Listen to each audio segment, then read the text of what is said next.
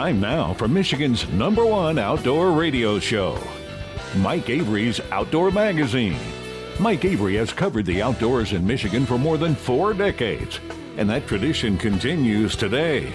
Outdoor Magazine is brought to you by Jay's Sporting Goods, the Yater Insurance Group, Angler Quest Pontoons, The Forward Corporation, Security Credit Union, Offshore Tackle, Hammond Drives and Equipment, Garber Chevrolet, the West Branch Visitors Bureau, Rapid River Knife Works, and by Michigan Brand Meats. Now, here's Mike Avery.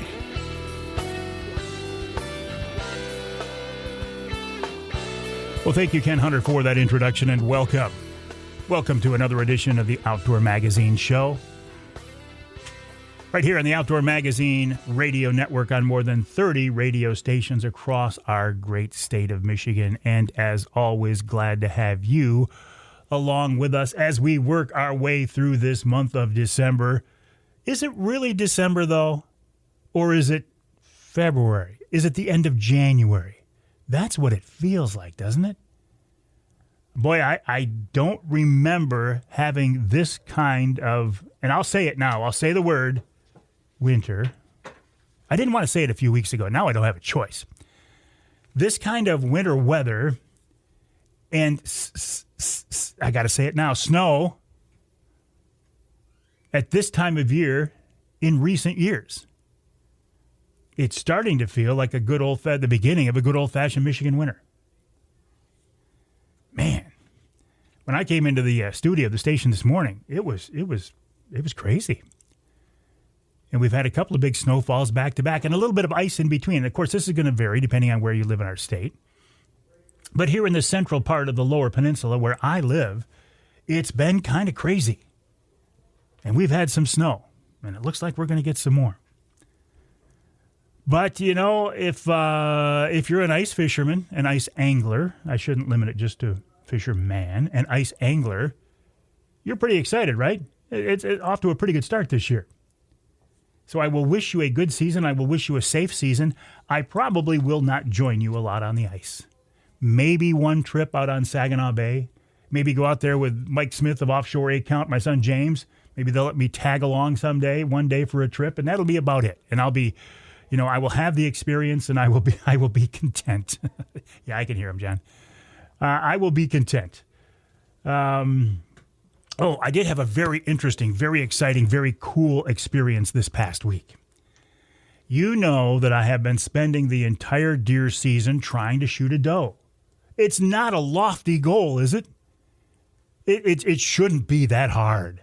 It's not like I was out there trying to shoot a 3.5-year-old buck that I had named and put on my hit list and had trail cam pictures of it and shot it in a food plot that we had planted and had sheds from previous years or anything like that. I've just been trying to shoot a mature doe, a big doe for the freezer. That was my goal because I knew on the properties that I have access to, I wasn't going to see a buck that was going to be big enough that I wanted to harvest it.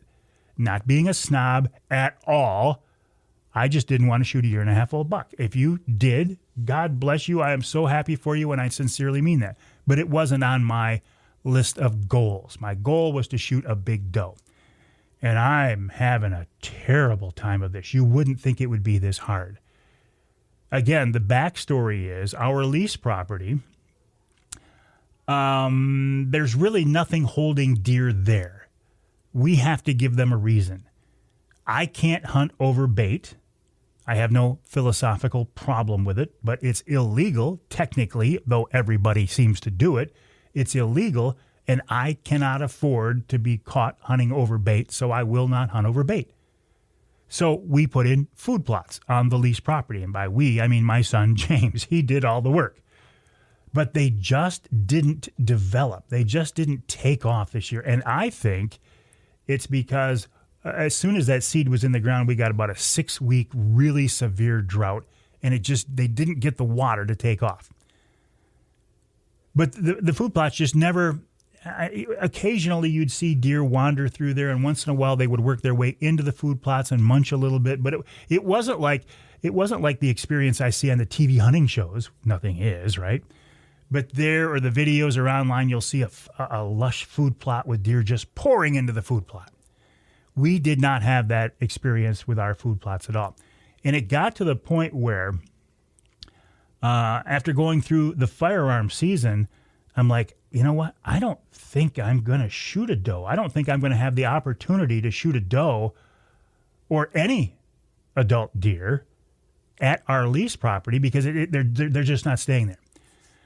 So I was going to call my friend Scott. I was going to give him a few more days. And my wife Denise says, why are you waiting? You know you're going to end up over at Scott's place. Just call him and ask him if you can hunt there. So I texted Scott. And Scott has been very generous with his property and allowing me access there in previous years. My grandson Carter shot a big doe there a couple of years ago. My other grandson, one of my other grandsons, Trent, shot his first turkey at Scott's place last spring. So I texted Scott and I said, do you have any does that want to meet their maker from me? And he said, yes, I do. When would you like to come over? How about today? And this was the opening day of the muzzleloader season. So I took my muzzleloader. Well, okay. I took my Brenton 350 Legend in an AR-15 platform with a suppressor over to Scott's place and set on one of his food plots. Now, I also posted a picture of my suppressed Brenton and said, I'm out here for the first day of Michigan's muzzleloader season. And man, did that draw some attention. That maybe is a topic for later in the show. So I'm sitting on Scott's food plot, and I was there about 10 minutes, and the first deer came in. And they were running into the food plot. They were obviously fawns. Scott had put radishes and turnips into this food plot. And he had told me once it got cold that the deer were just pouring in to eat these turnips. I personally had never had an experience like this until now. The deer did indeed come running into the food plot, even adult does.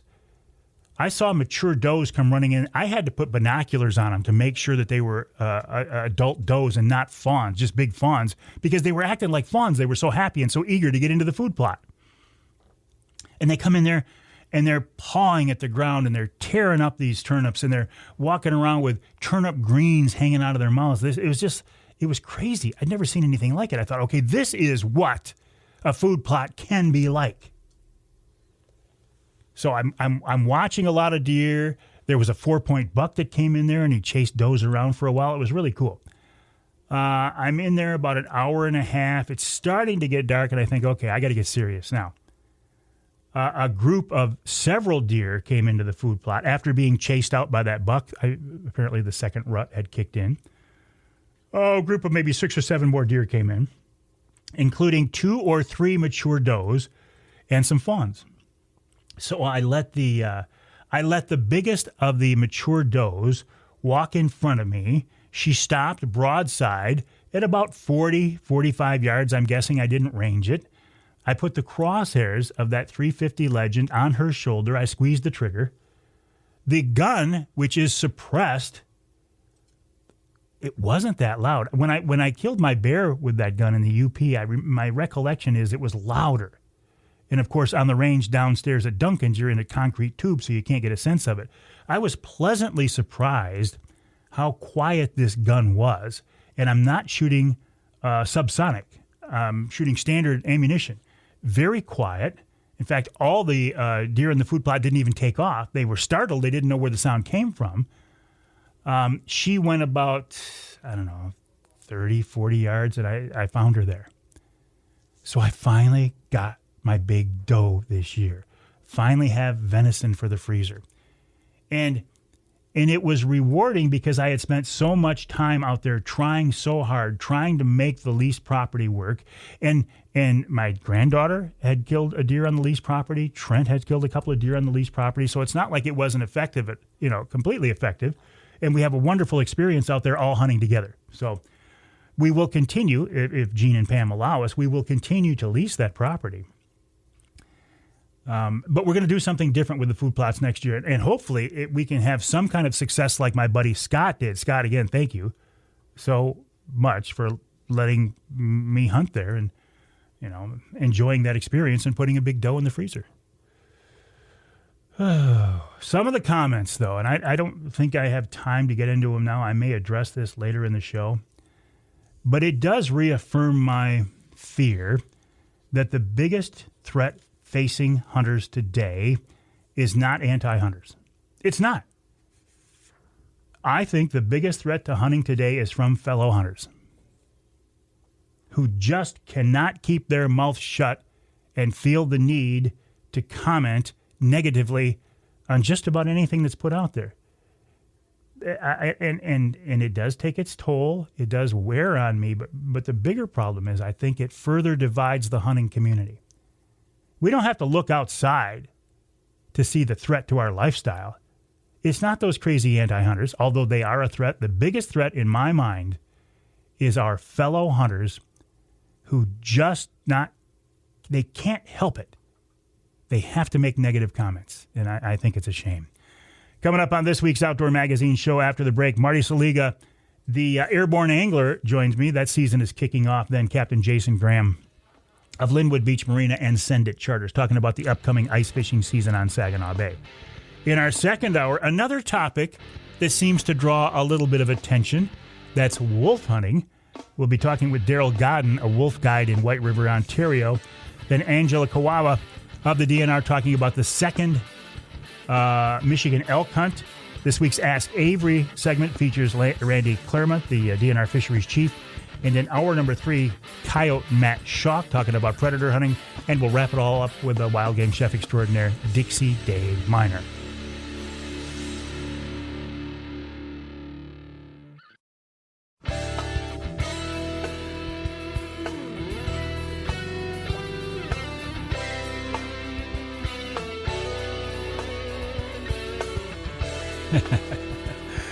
I was going to give you the list of where the Outdoor Magazine show is heard. But you know what I forgot, don't you, John? If I forget one document to print out each week, it is almost always the affiliate list.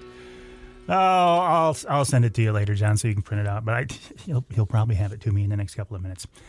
Anyway, jumping to the next part of this whole segment, this segment of Outdoor Magazine is brought to you by VersaSkins, Michigan-based family-owned VersaSkins. Why buy a bunch of different sets of expensive hunting clothes when you can buy one good quality set and then snap on and zip on an outer shell of a different camo pattern?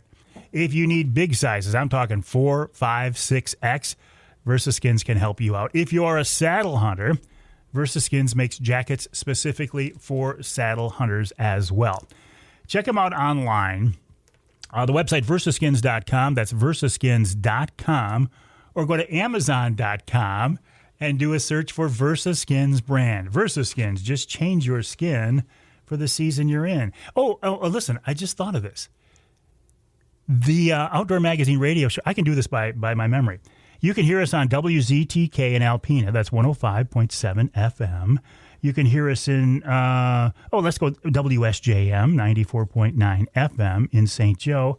Or let's go north of the bridge to Manistee, WTIQ, 1490 AM and 95.3 FM. And I pulled those out of my memory. Well, John walked in and handed me a list.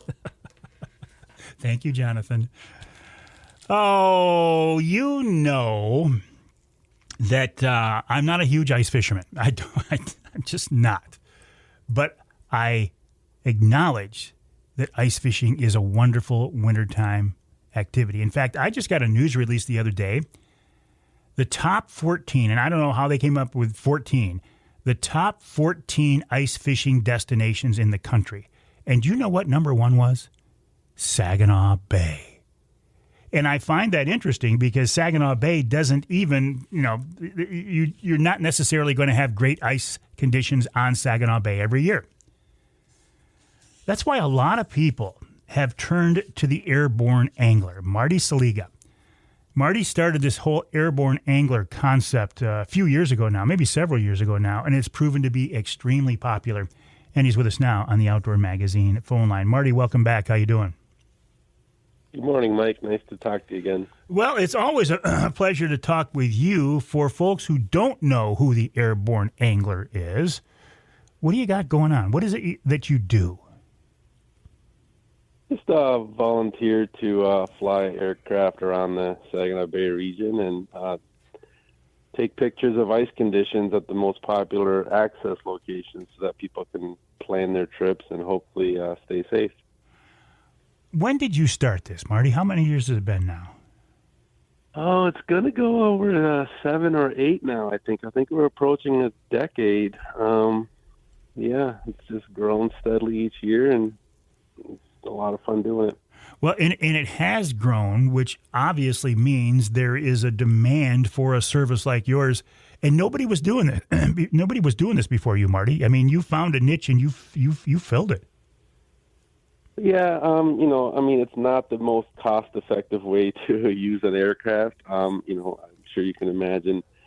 Flying is not cheap, and I'm very fortunate to now have the support of individuals and local business community that support me, that really make this happen. So that helps a lot. You learned to fly in the military, if I remember right. Yes, I learned to fly while I was stationed overseas in Japan with the Marine Corps, and just did it as a hobby. And once I discovered ice fishing after that polar vortex year, we didn't have very good ice after that, and all my friends were like, "Well, I wanted to go," and they said, "Well, we don't know what's going on out there," and the satellite wouldn't cooperate with the overcast skies we get. So I said, "Well, I can go look," and that's kind of how it started. But you have to, I suspect, pick your days as well. I mean, you can't go out and fly in a storm, so you got to wait till things clear up too. Yeah, no, exactly. I have to have safe conditions. I have to find time away from work if it's going to be during the week. The guys at the airport now probably listening to your show, I'm sure, and they're getting ready to plow the runway, so the airport closes for snow clearing. So a lot of things have to line up just right, but somehow, we find time to go do it. All right. Maybe a stupid question, but how far above the ice are you flying? Do you get a good look at the situation, the conditions? Yeah, I try to stay at least 1,000 feet above. That gives me a happy medium between getting a good angle and still getting enough detail so that people can plan, and keeps me safe. In case I have any sort of emergency, I'll have time to deal with it. How, I don't want to say how accurate are your reports. That's not what I'm trying to say. People still need to, they use you as a resource, but they've still got to take their own safety into their own hands. They've got to make the decision what to do in their own minds, right? No, absolutely. And I'll be the first to admit that, I can't tell how thick the ice is. I guess my strength is identifying open water pockets, the last places to freeze.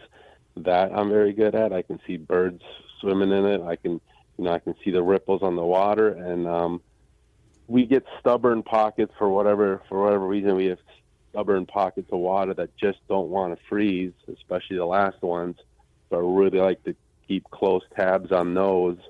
But yeah, no, people need to use all the safety precautions. Coast Guard has a great list. I have a list of things to do on my website, but go out in pairs, spud the ice before you take machines on it, plan your routes, have the right gear. All that comes into factor. I just give them, for planning purposes, some good information on what to expect out there. You mentioned that website is theairborneangler.com, theairborneangler.com.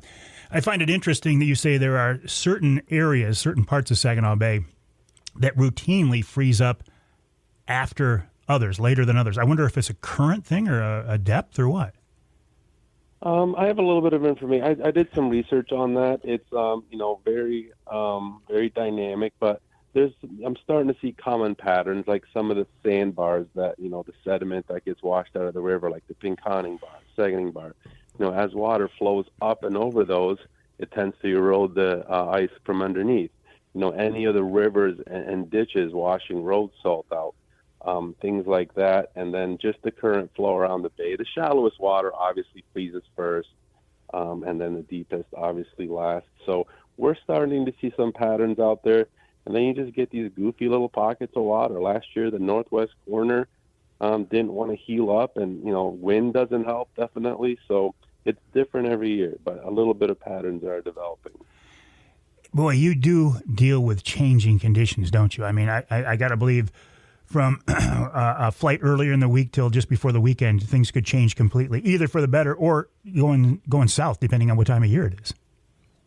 No, definitely. I can't predict. I get surprised every year.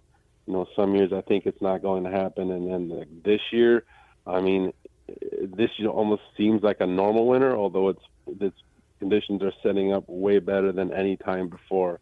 I don't remember last time I had to fly all of December. Usually I start in January, and I got back from Lake Erie walleye fishing, and I got my boat ready for the bay, and it's not going to happen this year. That's what I was thinking, that when I thought to get you on the show. I do not remember you flying this early in the year, looking at ice conditions on Saginaw Bay. No, and I think this is normal. I think, you know, we've just been used to having such late and weak seasons, with the exception of last year, which was okay, but I think this is normal. But that cold snap we got, I mean, really, really set things in motion. But I think the worst variable is wind.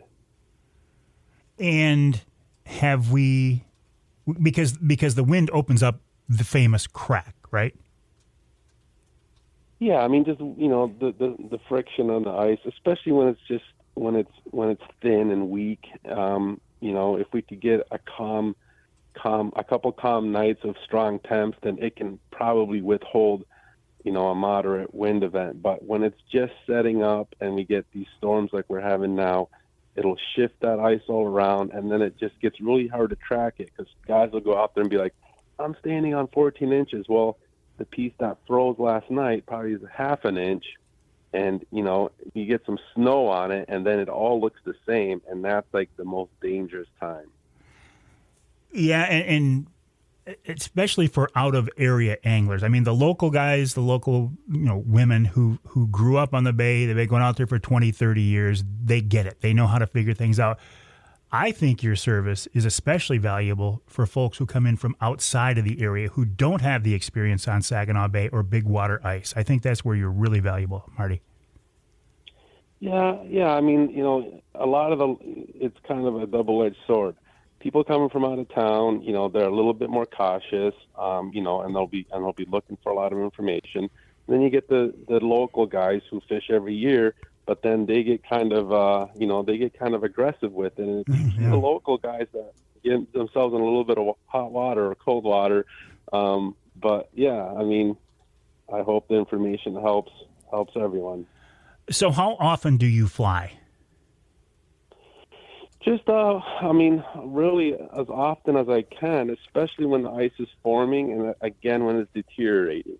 And then once it sets up and I start fishing, then we kind of just look for any, like, significant weather events, like super strong wind, and then I'll do, like, a damage flight. But especially first ice and last ice is when, you know, first ice people are itching to get out there because they've got cabin fever. And then last ice people, you know, already have all their trails and their favorite hot spots, so they want to keep going, and, you know, eventually the ice goes away. So those are the most dangerous times, and those are the times I try to concentrate the flying. So this time of year, first ice, couple times a week? Oh yeah, I mean, as much as I can. Luckily, you know, come January, I get a new allotment of vacation at work, so I can start burning that. And it's just hard going after work. I have to be really, really quick because I lose the daylight. Sure. But yeah, if I can burn some vacation time and in the weekends, I try to, if I know the conditions are setting up, then I try to fly as often as weather and schedule allows. You mean the Airborne Angler is not your full-time gig? Well, at least not yet. We're talking with Marty Szlega, the Airborne Angler. His website is theairborneangler.com, theairborneangler.com. Check it out if you are a Saginaw Bay ice fisherman. You already know about Marty. Everybody knows the Airborne Angler. He's getting a lot of support. I think that's cool. We'll take a break. When we come back, continue our conversation, wrap up our conversation with Marty. And then at the end of the hour, we'll wrap up the hour with another Saginaw Bay guy, Captain Jason Graham of Send It Charters out of Linwood Beach Marina.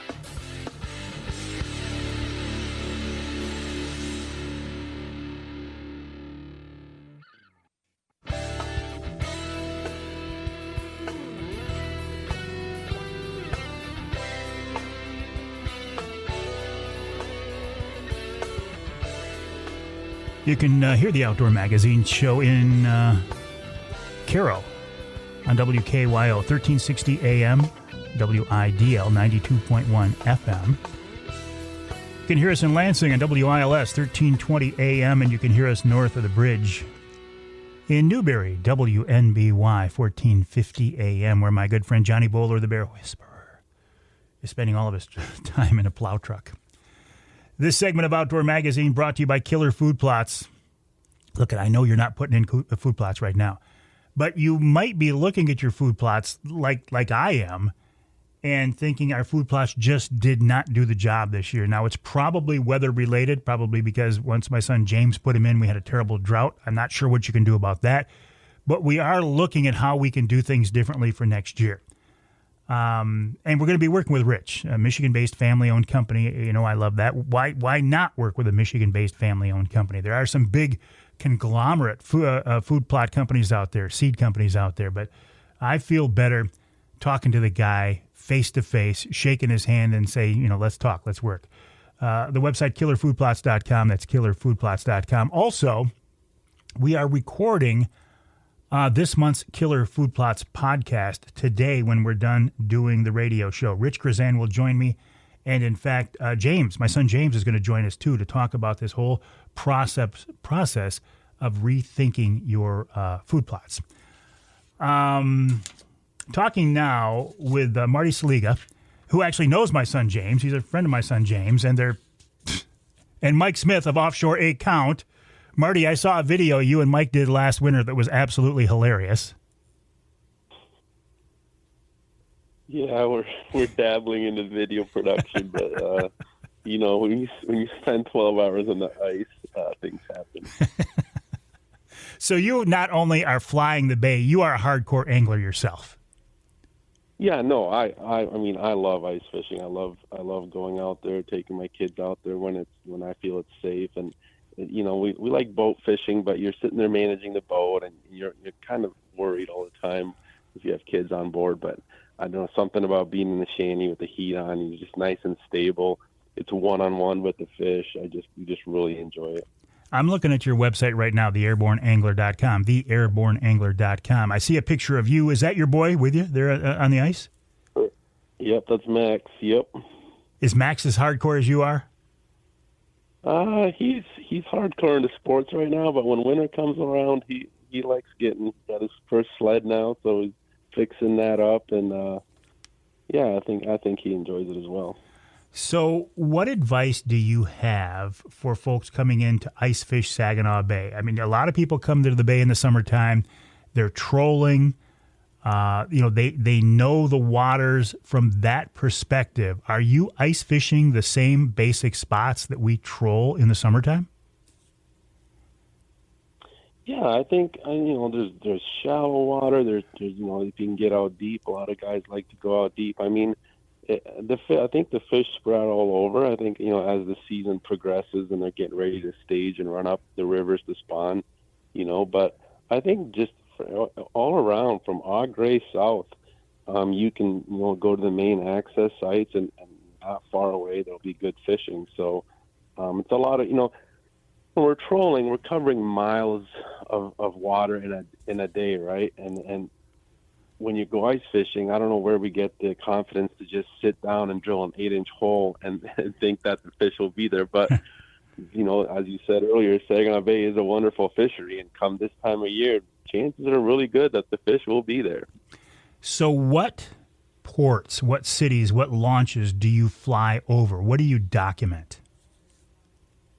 I from Tawa south, Au Gres, Linwood, Bay City, and then up to Quantico and all the way around Seaboing and up to Caseville. I think that, then you start getting in the outer bay and basically Lake Huron, which doesn't usually freeze, and you get a lot less activity there because it's usually not safe ice. But I just try to cover the whole bay. All right, I'm not going to ask you what conditions you're seeing now, because this is midweek, and by the time people hear this show, you and I both know things can change drastically. But is it safe to say that it looks like it's going to be an early ice fishing season on the bay? let's just say, with these temps and the conditions I've seen so far, I'm going to be raiding the shelves at Jay's or Northwoods or Frank's or Hilltop Sports in Greenville. So if they don't get there before me, it's not going to happen. I'm getting my favorite jigging wraps. No, I've already seen shore fishermen chasing the first ice perch. I mean, you fall through, you're up to your thighs in water, right? They're not going out very deep, right? But you can get some phenomenal perch bite early on. So I'm already seeing that in the most popular spots on the bay. It's no secret where those spots are close to shore when you have access roads. So yeah, I mean, I'm hopeful. I'm still worried about wind, but this is the best setup so far. I mean, the water's already, freezing. It just needs to sit still to freeze up. So we've got that, and we're so early in the season. I'm very hopeful for a good season. Well, Marty Szlega, the Airborne Angler, thank you for your service. Thank you for the service that you provide for Saginaw Bay ice anglers. I would encourage people to go to your website, theairborneangler.com, theairborneangler.com. There you can find out how to support Marty as well, because as he says, it's not cheap to fly, and he doesn't do this as his full-time gig.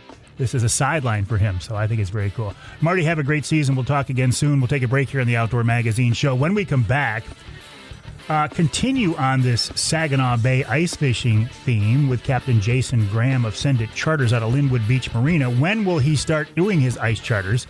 I don't know if he can give us an answer, but that's a question I'm going to ask him after the break right here on Outdoor Magazine.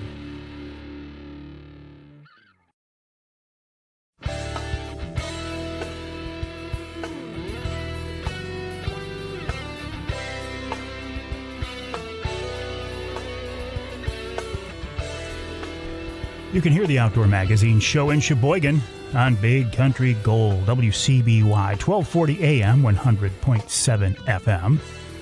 You can hear us in Sandusky, WMIC, 660 AM, 95.3 FM.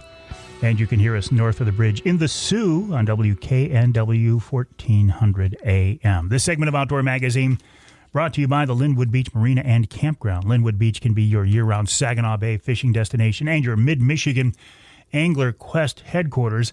I talk about Linwood Beach because I have much respect for the people there. The facilities are great. Their location is outstanding. Their service is world-class. But it's world-class because of the people that are at Linwood Beach Marina. By the way, their website is linwoodbeachmarina.com, linwoodbeachmarina.com. I always have a great experience when I talk to and work with the folks at Linwood Beach, including Captain Jason Graham of Send It Charters. Now, Jason is a charter captain, Send It Charters, senditcharters.com. He works out of and with the folks at Linwood Beach Marina, and he's with us now on the Outdoor Magazine phone line. Cap, welcome back. How are you? I'm good. How are you, Mike? I'm doing good. So, listen, we just got off the phone here talking with the Airborne Angler, Marty Szlega, and he was saying from his perspective there, it looks like it's going to be, an earlier ice fishing season than what we've seen recently. When you look out the window and look at Saginaw Bay, you've seen the same thing, Jason? Yeah, we're seeing that as well. As far as you can see right now, there's ice. The issue I'm going to see now is there's snow on top of it. It's going to push some of that ice down. As long as the winds stay low and the temperatures stay cold, we should get some ice, and it should free all the way across sooner than later. So you run a lot of summertime charters. You troll as late in the fall as you can, but you also run ice trips too, don't you? I do, yes. Yeah, I do. So you can't look at your calendar and start booking trips yet, or can you? No, I can't. But what I do is I have a lot of customers will call me up and say, hey, put me on the list. When we get good ice, give me a shout. And I've got several guys ready to go. They're chomping at the bit. I'm getting phone calls for the last 2 weeks now thinking because inside, inshore has got some ice on it, upper Horton Lake and north of the bridge, there's some guys on the ice already. Of course, those guys think the bay's ready. Let's go. Well, it's not that year yet. It's not time.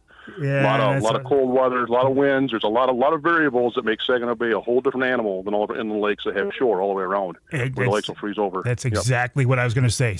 You took the words right out of my mouth. Saginaw Bay is a whole different critter. Yes, it is. And for that reason, I think it's a good idea to go out with a captain like you who has experience out there on the ice. What do your trips look like? Do people bring their own sleds? Do they go out with you? How does that work? So I offer two different ways. They can use my equipment. They'll do a full guided trip. We'll do an all-day trip, a half-day trip, whatever they decide. And I provide all the gear, snowmobiles, the ice gear, the shanties, the heaters, the live scope, whatever, all the fishing equipment needed. You bring your warm gear, you bring your gloves, you bring some hand warmers, stuff like that, a helmet. Other than that, I can provide everything else as far as trying to get 3 customers on the ice and have a great experience. I also offer a follow-out trip. Think about a follow-out trip is your gear on a follow-out needs to be just as good as the gear as anybody else that goes on the bay. So when I say that, it's no ropes between your sled and your shanty. That will not work on the bay. You're asking for trouble. You're going to lose your shanty. It's going to slow up the process of trying to get customers in and out safely.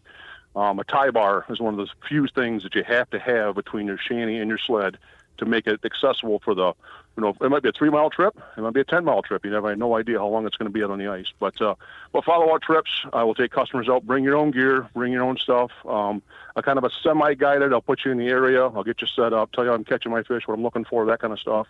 But when I go out, and we come in. We all go out as one and in as one as a group. That's part of the situation, is trying to learn the ice, learn the cracks, learn where the bad areas are, and then make sure everybody's safe. So there's a leader, there's a follower. We all make sure everybody gets out and in and get a great experience for everybody.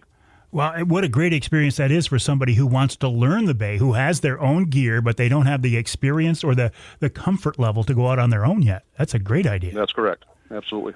So where do you start? I mean, I asked Marty the same question, but Jason, will you be out ice fishing in the same areas that you were trolling a few months ago? Yes. A lot of times, yes. These fish have pushed in towards the river mouth. They hit 10, 12 foot of water here this fall. It was a great fishery. Those fish are probably still there, chasing the shad migration up the river, that kind of thing. I will start there.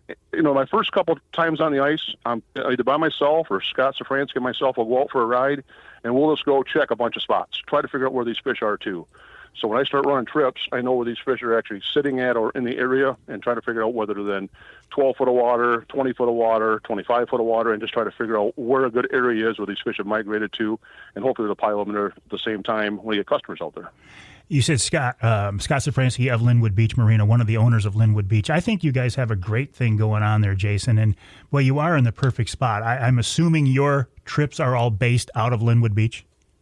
Yes, all my trips will leave here to and from Linwood. All my gear stays inside, so it's very nice that Scott allows me to keep my shanties and my sleds in. We thaw them out every night, and they're ready to go in the morning. They're not on a trailer, all iced in or snowed in. We leave here the comforts of a nice warm showroom, and gear's ready to go. Beautiful. LinwoodBeachMarina.com and Jason Graham of Send It Charters, SendItCharters.com. Jason, have a great season. We'll check in again as the season progresses.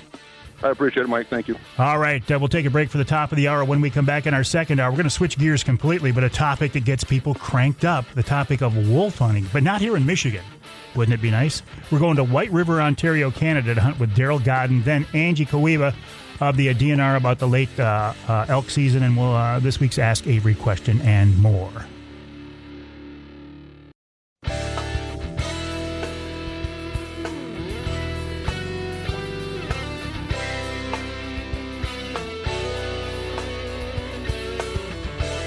Time now for Michigan's #1 outdoor radio show, Mike Avery's Outdoor Magazine.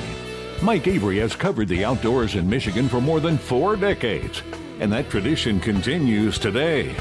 Outdoor Magazine is brought to you by Jay's Sporting Goods, the Yater Insurance Group, Angler Quest Pontoons, The Forward Corporation, Security Credit Union, Offshore Tackle, Hammond Drives and Equipment, Garber Chevrolet, the West Branch Visitors Bureau, Rapid River Knife Works, and by Michigan Brand Meats. Now, here's Mike Avery. Indeed, this is the big guy, Mike Avery. Thank you, Ken Hunter, for that introduction, and welcome. Welcome to hour number 2 of this week's Outdoor Magazine radio show, right here on the Outdoor Magazine radio network on more than 30 radio stations across this great state of Michigan. And so glad to have you along with me. I would not be able to do this without your support. Without you listening to the radio show or the podcast or the live streams or the social media stuff. So I truly have you to thank. Because if you weren't listening, if you weren't tuning in, if you weren't following me, if you weren't interacting with me, if you weren't sending me pictures, sending me video, there would be no reason to do this. And I am not ready to retire. So thank you for allowing me to continue to do what I have such a passion for. I do think the best way to listen to this show, because, Outdoor Magazine, okay, Mike Avery Outdoors, Outdoor Magazine, it's kind of a melding of different philosophies, different topics, different venues, different social media platforms. But the radio show itself, Outdoor Magazine Radio, is kind of the basis for everything. And I think the best way to listen to the radio show, if you can, is on your local radio station. Boy, that seems crazy to say that now, doesn't it? The best way to listen to the radio show is on your local radio station. But the way things have become fragmented, and the way podcasting has taken off, and the way social media has grown, I have to make that distinction. If you can, please listen to the content of the show on your local radio station, your local AM or FM affiliate. If you can't, if your local affiliate doesn't carry all 3 hours of the show, yes, this is a 3-hour program, or if you live in some part of our state not covered by the broadcast signal, you'll have to listen to the podcast. You can hear the podcast on my web, and the podcast is exactly the same content as the radio show. It's just made available in a different venue, and after the radio stations have had a chance to broadcast it. You can hear the podcast on my website, MikeAveryOutdoors.com. It's on my Facebook page. It's on probably all or most of the podcast platforms that are out there, including YouTube. We don't do a full-blown video version of the show. I don't think we ever will, but there are some things in the back of my mind that might move that direction. I do like podcasting. I think podcasting is a wonderful way to get your message out. It's inexpensive. You don't need a lot of fancy equipment. You, listening right now, could do a podcast. If you have an idea or a passion and you want to build an audience, build a franchise, you can do it, and using nothing more than your phone. I do podcasts every month for some of my advertising partners, including Offshore Tackle, Angler Quest Boats, and Killer Food Plots. When we are done in the studio here today recording the show, we will record this month's Killer Food Plots podcast. Rich Krazan of Killer Food Plots is going to join me, along with my son James. And we're going to have a discussion about how to get the most from our food plots next year. So I'm actually very much looking forward to that conversation. Looking at social media here the past week, I think I've had some, I'd like to think that all of my posts are interesting, but they're not. But we've had some topics that really gained a lot of attention. One of them was wolf hunting in Ontario, Canada. I have done this before. I have hunted wolves in White River, Ontario, Canada, at the time with Pete Jones, who was running Superior Bear Outfitters. It is one of the most challenging and rewarding hunts that I have ever been on. It was 40 below zero.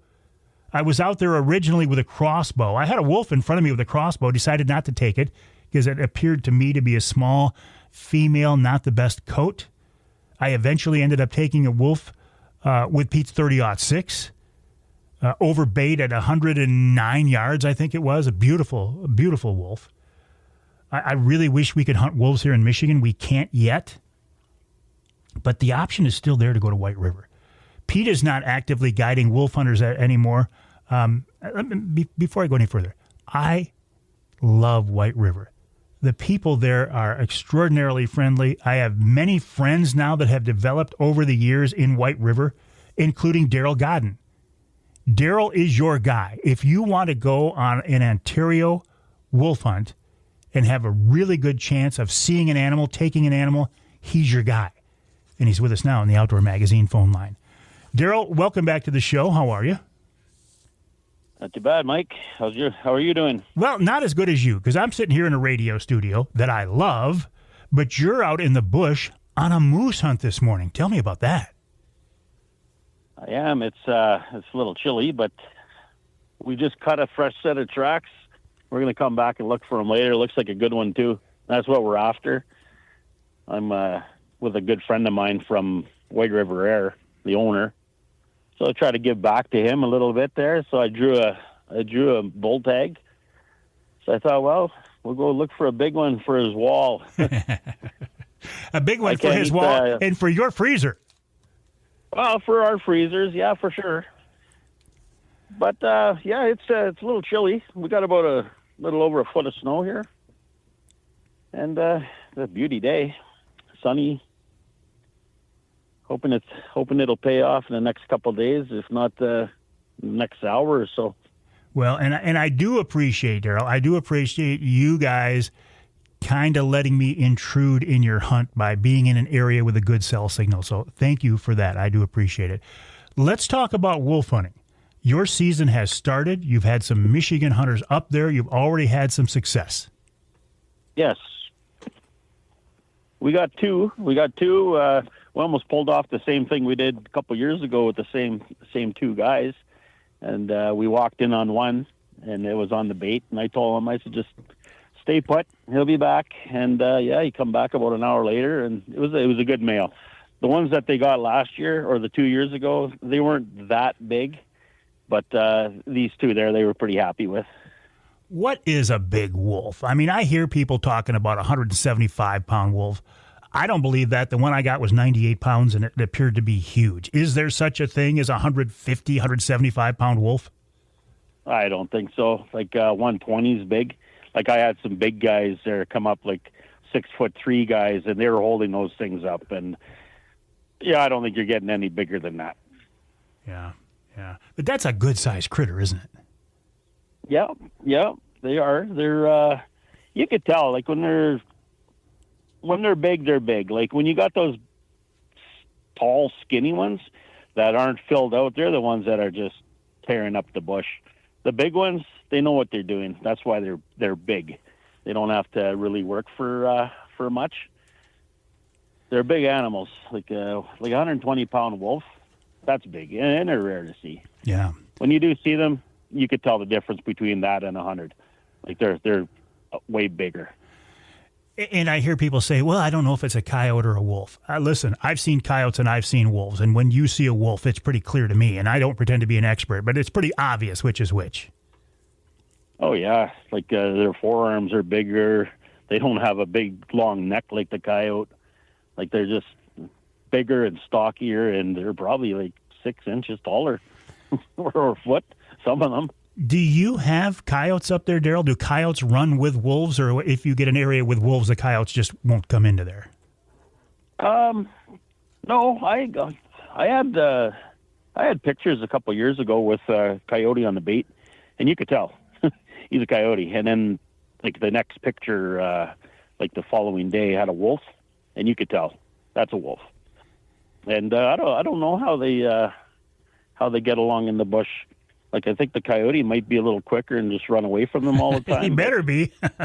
But I don't think the wolves are just going to take up their energy to chase them things around. Like, they got to conserve a lot of energy, so when they have to take down a moose or a bigger animal, they can't just burn everything up chasing little stuff around. So what are wolves like? They have a reputation of being just a bloodthirsty, stone-cold killer. They'll kill not just to eat, for the thrill of killing. What do you see? You know firsthand, Darryl.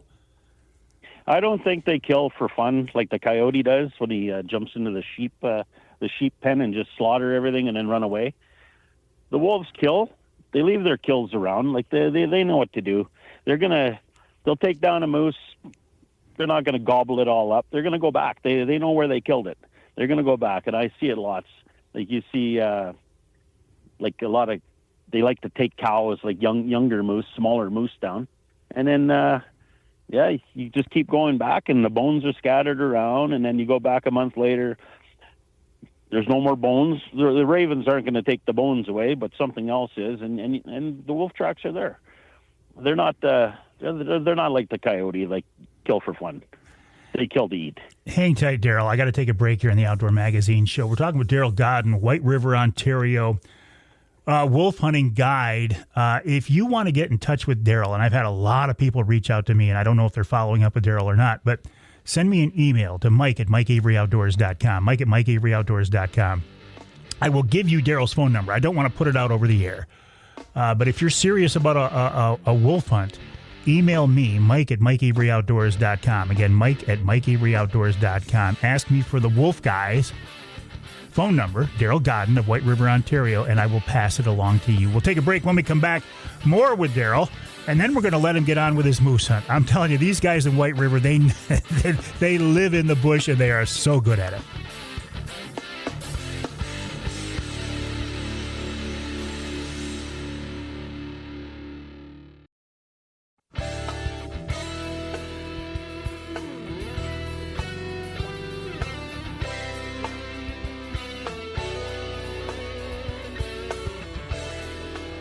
You can hear the Outdoor Magazine show in Houghton Lake on the Twister, 92.1 FM. You can hear us in Holland on WHTC, 1450 AM, 99.7 FM.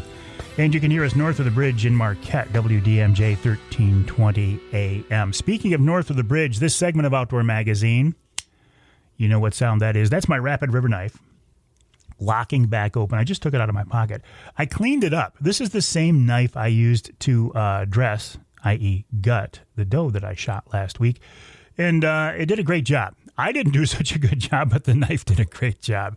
You know I love Rapid River knives. Now, you're not going to get a Rapid River knife. If you don't have it ordered now, you're not going to get it for Christmas, so I'm not going to blow smoke and tell you that you will. But I talked to Chris Durson the other day, and he said, you know, they're working hard to fulfill all of the Christmas knives, and then they will work hard to restock the showroom. The website, rapidriverknifeworks.com. That's rapidriverknifeworks.com. Use the promo code MikeAvery15, MikeAvery15 to get 15% off your order. Or you can still stop by the showroom on US 2 just east of Rapid River. You probably won't find a knife, but there are a lot of other cool things there, a lot of Rapid River gear and such. Rapid River knives, handmade by craftsmen in Michigan's Upper Peninsula, including this knife right here, the Avery Signature Knife, rapidriverknifeworks.com.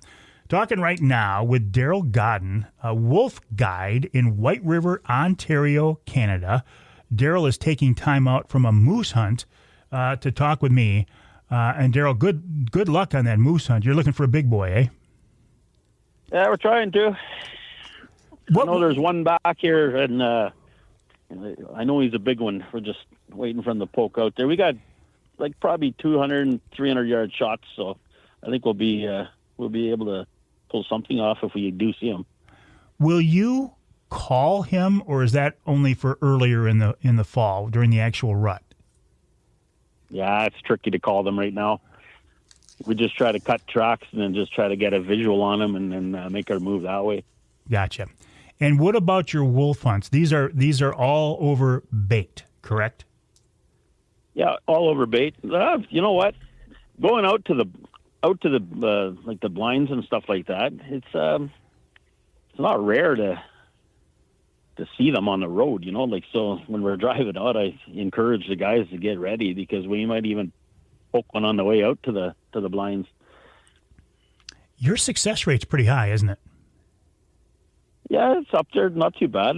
I never really calculated it, but there was a couple guys that never got anything, and guys that seen some just couldn't get good shots at them and stuff like that. But most of your hunters, are going to see a wolf or probably get a shot at a wolf.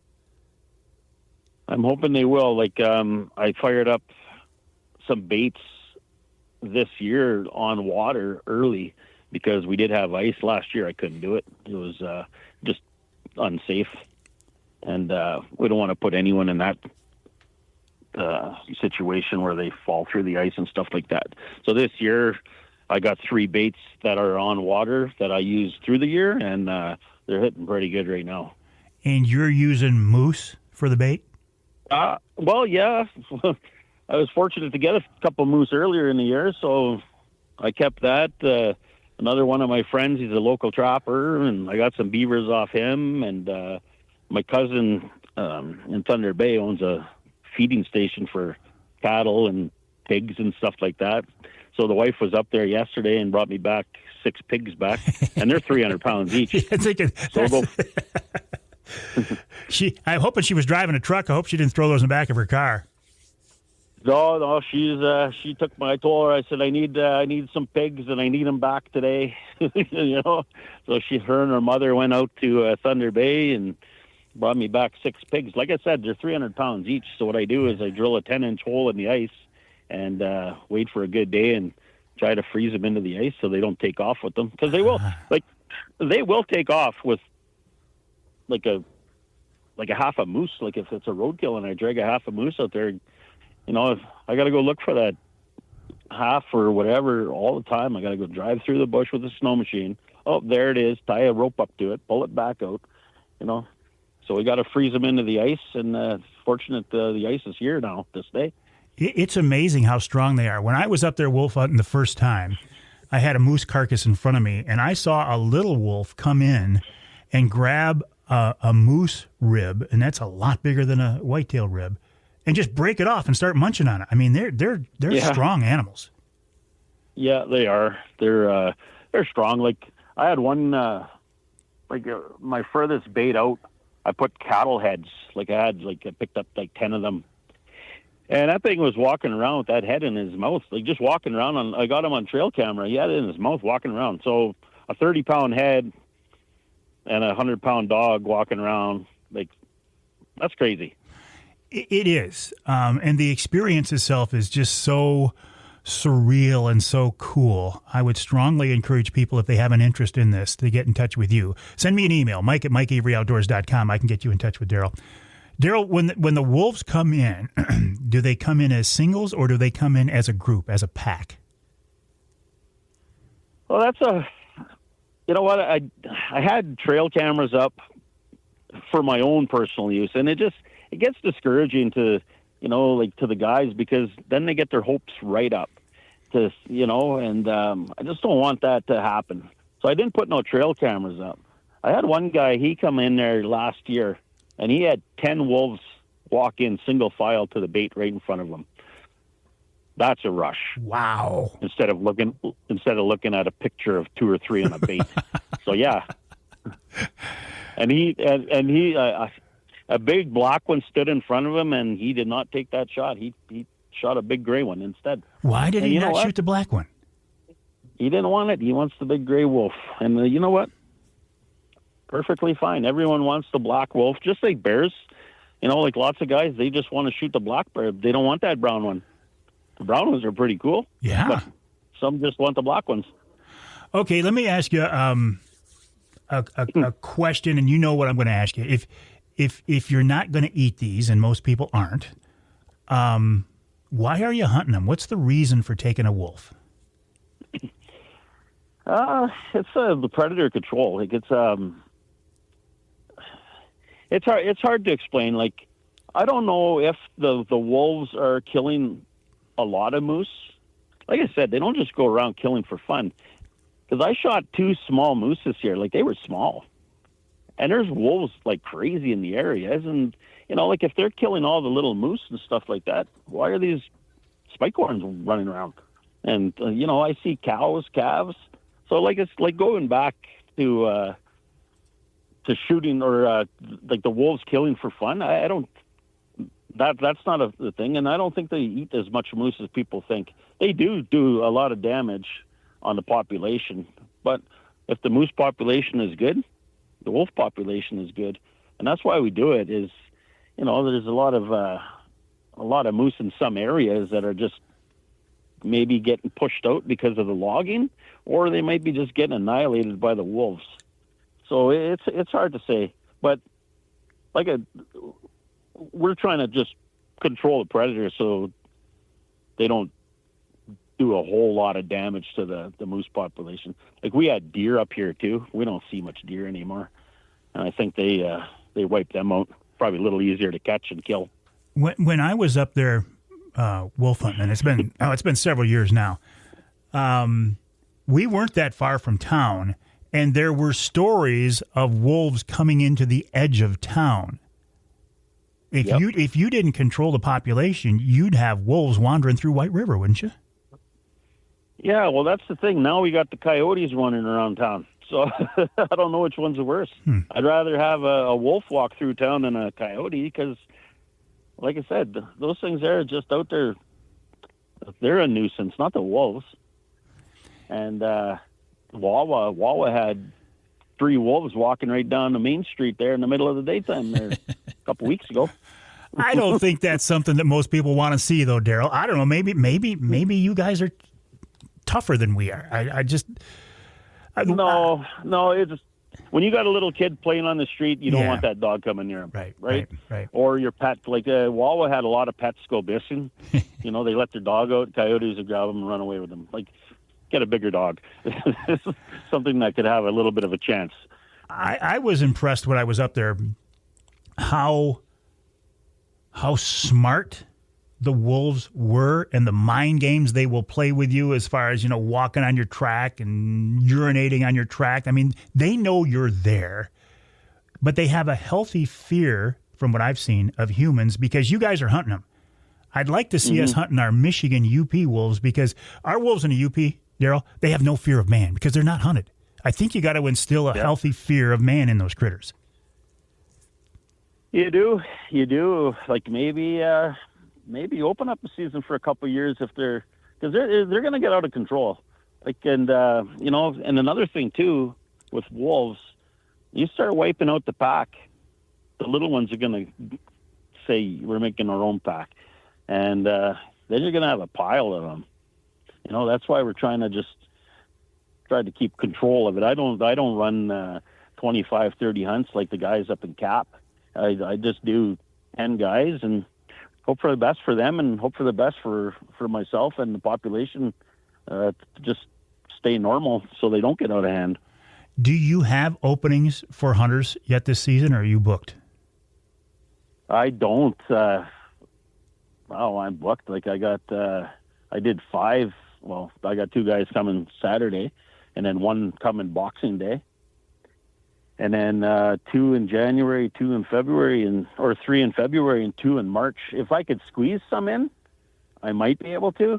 But what I like to do is I don't want to, you start being at the blinds too often, and then that pushes them away for the next guys. And that's not fair, like to have guys sitting in a blind and the wolves don't even come around because there's been too much activity around it. Yeah. Well, I try to be fair. If somebody's interested, they can send me an email to mike@mikeaveryoutdoors.com. I will give them your phone number, and you guys can go back and forth and see if you can squeeze them in this year. Or maybe you're booking out till next year, Darryl. But there are a lot of people who are interested in what you're doing, and I find it fascinating. I'm also very excited to see the picture of the big bull moose that you're going to send me here in the next couple of days as well, all right? So I'm going to let you get back in the bush. Good luck. Thanks for your time, Darryl, and you and I will talk again soon. All right, Mike. Have a good day. Thanks. You as well. Darryl Godin, White River, Ontario, Canada, wolf hunting guide and moose hunter. I tell you, the folks in White River are just wonderful. I love to go bear hunting up there with Ron St. Louis, Northern Wilderness Bear Outfitters. It's just a beautiful place. We'll take a break. When we come back, Angela Kujawa of the DNR talking about the second elk season.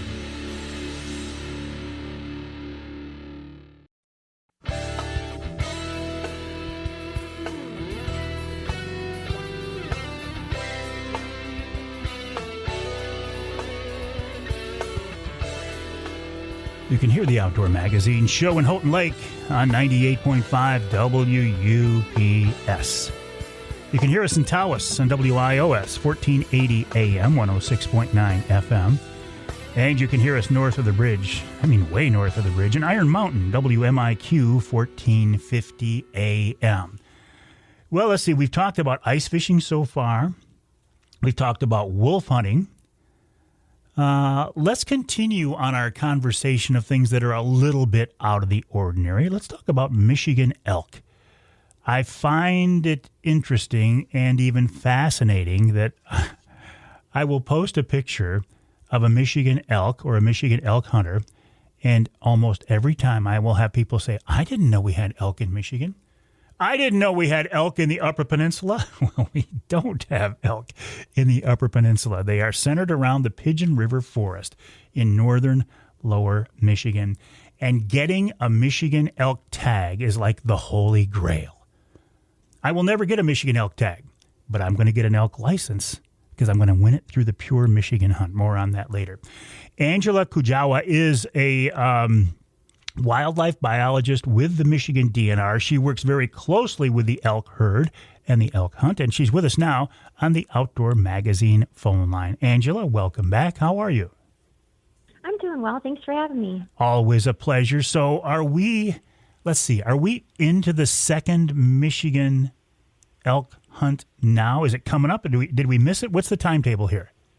That's coming up this weekend. So the second season starts December 13th and runs through December 21st.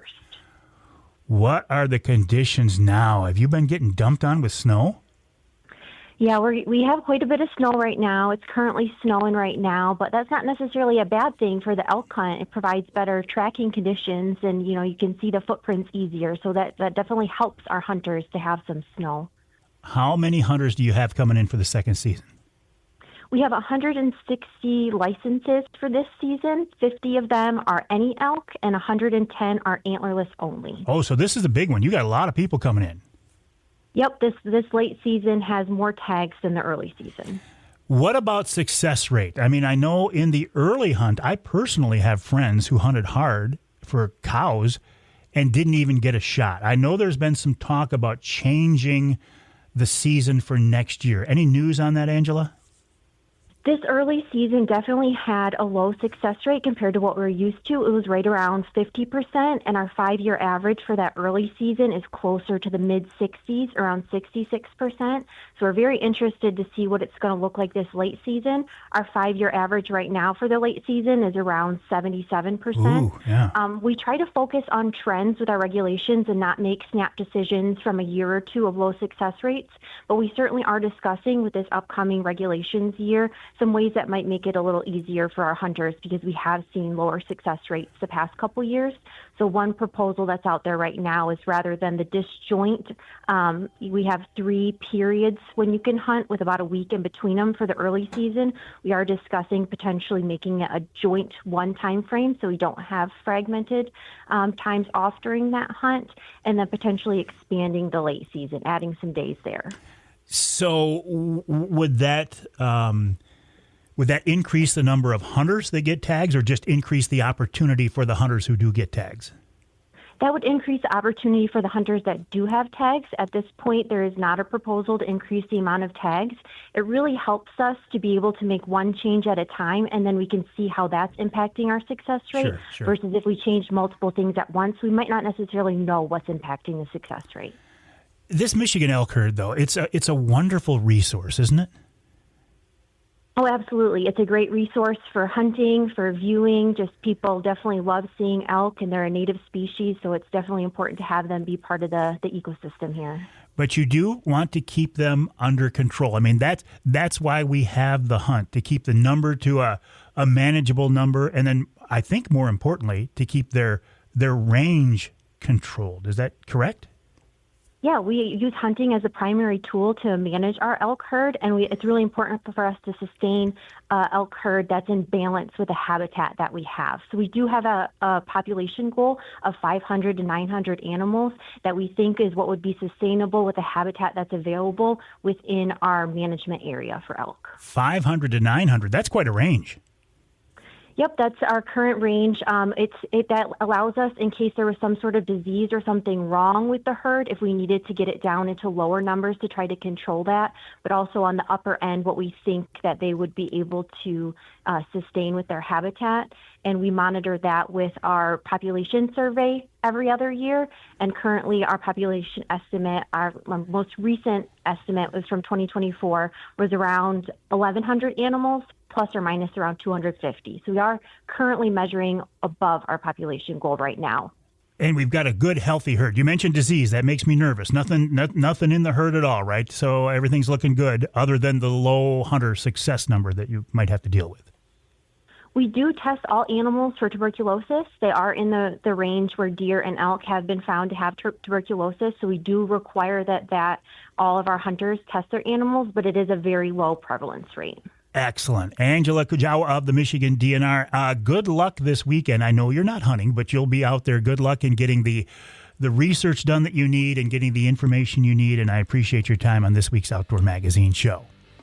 Thanks so much, Mike. All right. Well, Michigan.gov/DNR, the website for the Michigan DNR. We'll take a break. When we come back, I'm going to check in with another DNR person, this time the head of the fisheries division of the DNR. His name is Randy Claramunt, and he's going to join me for the Ask Avery segment. It's a question, though, about otters getting into a pond. Will they clean out a pond of fish in the wintertime? Randy will have the answer coming up in this week's Ask Avery segment right here on Outdoor Magazine.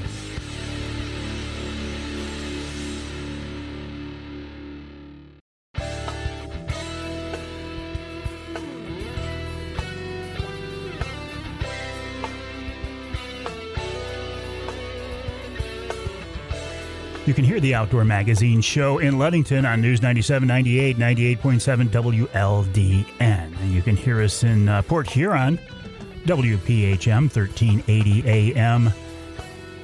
And you can hear us north of the bridge in Escanaba on WCHT 600 AM 93.5 FM. The Ask Avery segment is brought to you each week by the good folks from Security Credit Union. Security Credit Union loves to work with outdoorsmen and women, and they can help you with your next outdoor adventure. Check them out online at securitycu.org. That's securitycu.org. The way the Ask Avery segment works, this is your chance to get involved in the content of the show. You can pose a question that something you want me to answer directly, or something that you want me to pass along to somebody else with considerably more expertise. The best way to get those questions to me, send me an email to Mike@MikeAveryOutdoors.com. That's Mike@MikeAveryOutdoors.com. That is what Mike Rybeck did. Mike sent me an email to Mike@MikeAveryOutdoors.com. He says, okay, he said they've got a pond. In the spring, there is no sign of dead fish or any sightings of fish on the beds in the springtime or the summer. I'm told that during the winter months, a family of otters can move in and eat all the fish. We stock our pond with bluegills, perch, and bass. We run a bubbler through the winter months to keep up with the oxygen levels. The pond averages about 6 to 8 feet with a deeper 12-foot hole. I was wondering if this could be true, and is there anything we can do to prevent this from happening again? Well, I, Mike Avery, certainly do not have the knowledge to answer this question, but I know a guy who does. His name is Randy Claramunt, and he is the director of the fisheries division for the DNR, and just an all-around good guy. And he's with us now on the Outdoor Magazine phone line. Randy, welcome back. How have you been? Hey, good morning, Mike. I'm doing great. How about yourself? I'm doing very, very well. I find this to be an interesting question, though. What about otters coming into a pond? Does this ever happen, Randy? Oh, my gosh. Absolutely. So I empathize with Mike and his situation. And, yeah, I wanted to share with you that, when you look at ponds holding fish, I probably have more in the state of Michigan than most with our hatchery system. Oh. And, we've seen over time otters are actually increasing Michigan. This is a success story. There's a lot of reasons why, but we have definitely struggled with the very same pattern where they move in the winter. They're very efficient. They love to eat fish. And as a matter of fact, one of the hatcheries I work out of in northern Michigan, Odin State Fish Hatchery, we had to move all of our brown trout, our rainbows, into buildings because the otters were so efficient. They cleared us out. It's unbelievable. Wow. Okay, so if we've established, yes, it could well indeed be otters. The question then, the follow-up question is, what can you do about it? I mean, you have the ability to move the fish. Mike doesn't. I mean, what can you do, Randy?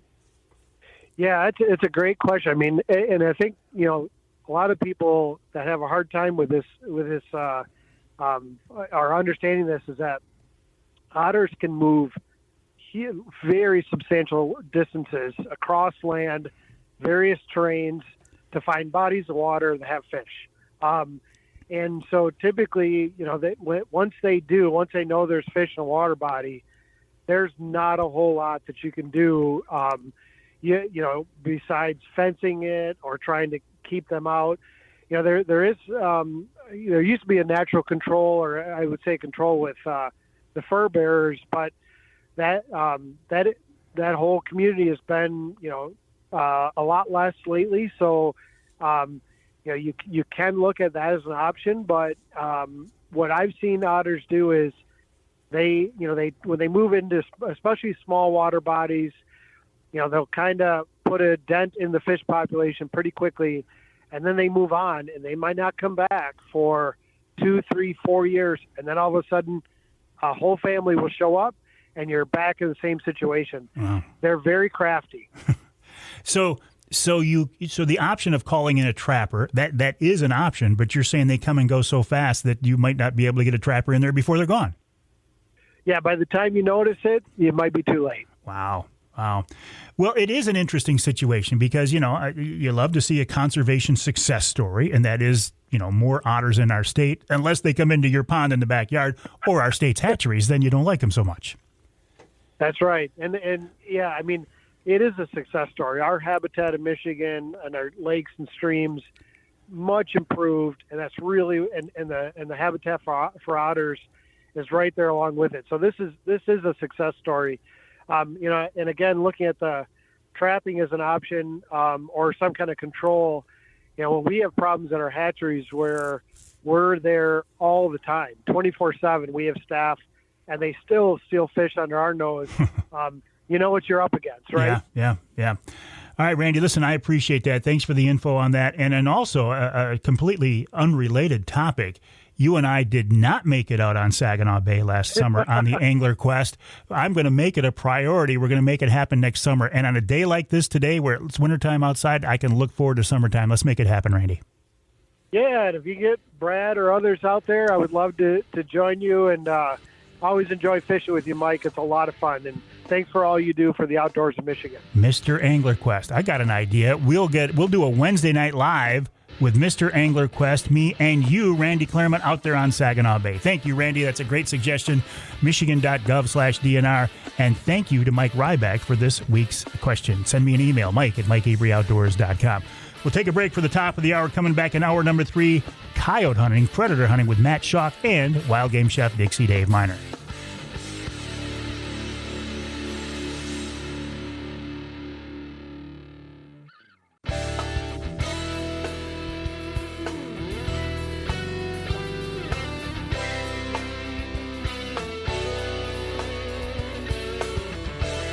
Time now for Michigan's #1 outdoor radio show, Mike Avery's Outdoor Magazine. Mike Avery has covered the outdoors in Michigan for more than 4 decades, and that tradition continues today. Outdoor Magazine is brought to you by Jay's Sporting Goods, the Yater Insurance Group, Angler Quest Pontoons, The Forward Corporation, Security Credit Union, Offshore Tackle, Hammond Drives and Equipment, Garber Chevrolet, the West Branch Visitors Bureau, Rapid River Knife Works, and by Michigan Brand Meats. Now, here's Mike Avery. Indeed, this is the big guy, Mike Avery. Thank you, Ken Hunter, for that introduction. And welcome. Welcome to hour number 3 of this week's Outdoor Magazine radio show, right here on the Outdoor Magazine radio network on 30 radio stations across our great state of Michigan. As we work our way through the month of December. But Christmas not that far away now, is it? But there's a lot of great time outdoors before we get to that Christmas, New Year's season. So what's going on right now in our great outdoors? I was fortunate to take a big doe. My goal for this whole season was to shoot a big doe. It took me to the muzzleloader season before I got a chance to do it, though. It involved jumping to a new property. I went to my buddy Scott's place. Thank you, Scott. I appreciate that. I was sitting in one of his food plots during the muzzleloader season with my 350 Legend, my AR-15 suppressed 350 Legend. It almost didn't seem right. It completely legal, though. I was able to take a nice doe. It looks like we're going to get an early start on our ice fishing season. Earlier in the show, we had the Airborne Angler, Marty Szlega, and Captain Jason Graham of Send It Charters talking about what appears to be setting up to be an early ice fishing season on Saginaw Bay. You know, the inland waters, anglers are going to be out there soon if Mother Nature continues to give us wintertime. As I look out the window, I think that's a pretty safe bet.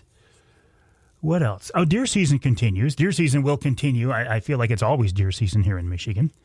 I don't know if I will go back out. I think now that I have venison in the freezer, I might be done. I'll probably sneak out a couple more times. Can you ever have too much venison? I don't know. And predator season. Predator season, now that deer season is kind of wrapping up for a lot of people, predator season is going to get into high gear. What is predator season here in Michigan? It's primarily coyote hunting. Also bobcat season. We are not allowed to legally hunt wolves in Michigan. Now, in our second hour, we were talking with Darryl Godin about wolf hunting in White River, Ontario. I would like to see us have a Michigan wolf hunt in the Upper Peninsula. Don't blame the DNR for this. People say, if the DNR would just let it. No, it's not the DNR's fault. They are still federally protected, so they got to get through those hoops. In fact, there are plans in place. If that happens, the Michigan DNR would like to have a Michigan wolf hunt.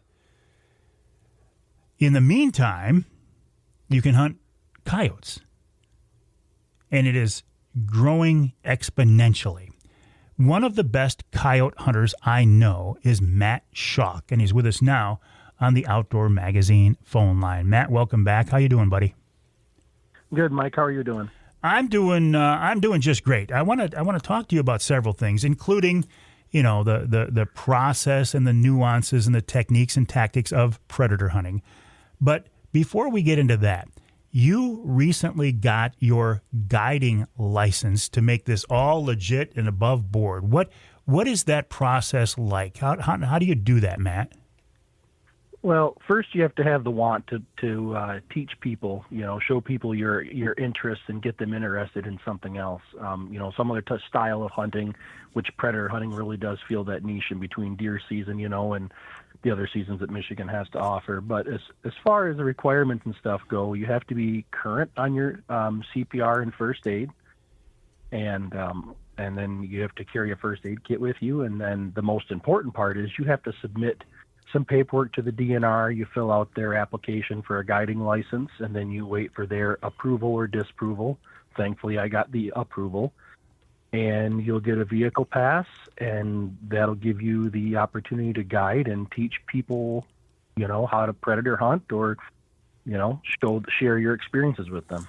So the guiding license in Michigan, if nothing else, gives you a certain amount of credibility. I think it lets people know, okay, this guy is above board. Yes, and it also allows us to guide on state land, which, in this great state of Michigan, we have an awesome opportunity to hunt some really great state land, and those opportunities allow us, to do this, to guide on, and that's the biggest reason for me getting a guiding license, is because it opens up my opportunities to take people out into the woods and get them onto some type of predator. I didn't realize that, Matt, that you could not legally guide on state land without being a state licensed guide. Correct. Yep, you have to be. You have to be state licensed and approved. And it took, I think I was about 6 months from the start of this process to where we're at today. So that's got to feel good. I mean, you are officially now a Michigan hunting guide with the license. That's a pretty cool deal. That's a very awesome deal. It's really cool. I was a little nervous because I haven't really done this before. This is my first kind of, getting into being a licensed guide and going from there. And the DNR approved everything. They're really great to work with, and I really applaud the Michigan DNR for everything they do and all the support they give us hunters. You have been promoting predator hunting, coyote hunting, and taking people out on a more casual basis for a while now, though. This is one of your passions, isn't it? Absolutely, yeah. I love getting people out on their first predator. Even if I take them out and they don't get to necessarily harvest an animal, just getting to see it, hear the coyotes, see the reactions, and then the cooler side of that is to get to use some really awesome high-tech gear that not many people know are available, or that many people have the opportunity to put their hands on or eyes through, rather. Well, you guys do have some toys. Yeah, for sure. Our mutual friend, Scott, who was, and I'm not going to say his last name just because I haven't asked him, but he graciously allowed me to hunt one of his food plots during the muzzleloader season where I took a big doe. He's a great guy, but he's fallen into this too. I've seen some of his rigs, or one of his rigs, and man, you guys, you love your toys. Yeah, Scott's a really great guy. I've known him for a long time now, and him and I have done a lot of predator hunting together, and I couldn't ask for a better friend in this outdoor adventure. He's really a stand-up guy. Yeah, Scott Gatz. I'm going to give his name. His name is Scott Gatz. So kudos to Scott. He's a good guy. He's a mutual friend of to both of us, and just an all-around good guy. So, I can sense that you love to share this passion and introduce people to predator hunting. Is predator hunting something you can go out and learn on your own, or are we going to shorten the learning curve by going with a guy like you, Matt? Well, yes, I guess yes to both those. You can go out and learn how to do this on your own. There are a lot of us in the predator hunting community that would be more than willing to share ideas, thoughts, tips, tricks, things like that. There's a lot of, this predator hunting community has been and trapping community has really grown, and it's there's been a lot of younger generation there. They're a lot more willing to help everybody learn and enjoy the outdoors. And with that, with coming on a hunt with myself, we get to break down stands, we call them. We go to a location, we set up, we call those our stands. So I get to set up all of my equipment, and then I get to explain to the person that's hunting with me why I'm setting up here, how I'm setting up, how the wind plays a factor, and the terrain. So then when they're done spending the evening hunting with me, because I do all my guided hunts at night, when they get done spending the evening with me, they get the opportunity and knowledge to learn, learning from what I've learned over the past, I think I'm at 18 years now, I think I've been predator hunting. And do you find that many of those people who go out with you fall in love with it and continue on their own? I would say a good half of them do. The other half are usually already predator hunters that are looking to shorten the learning curve, and we've had really good success rates, Mike. I mean, I'm not trying to boast too much, but we've had some really good success rates. I think we've only had 3 people ever that's been with us that haven't harvested a coyote with us. Wow. But they have at least had the opportunity to see one, and I think our hunt numbers are upwards of 12 or 15 hunts total so far. Wow, those are some good numbers. Why only at night, Matt? Well, they're more active at night, and the woods are kind of calmed down, and things like that, and it's just easier, Mike. It's very much easier at night to call in predators because they let their guards down. During the day, there's a lot of commotion and there's people and, vehicle noises and things like that. And they kind of shy away from that. They're not necessarily easy to call in, but the nighttime definitely makes it more easy to put them in front of somebody else. You guys have done a very good job of promoting predator hunting. It is a growing sport. There are more people in the woods these days. Does that affect the coyotes? Did they get more squirrely, harder to hunt these days, Matt? Yeah, like some of the areas that I hunt where I know there's other hunters in the area,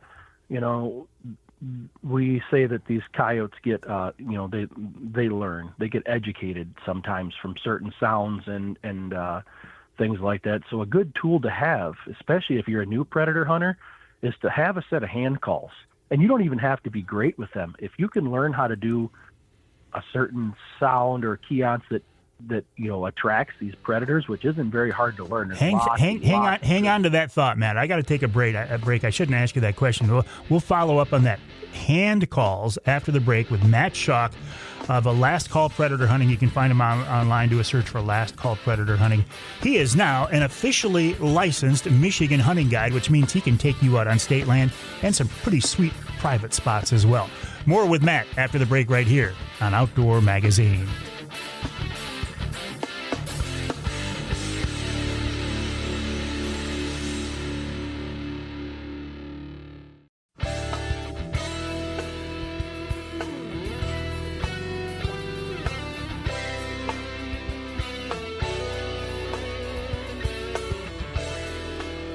You can hear the Outdoor Magazine show in Manistee on WMLQ 97.7 FM. And just down the coast in Muskegon, WKBZ 1090 AM.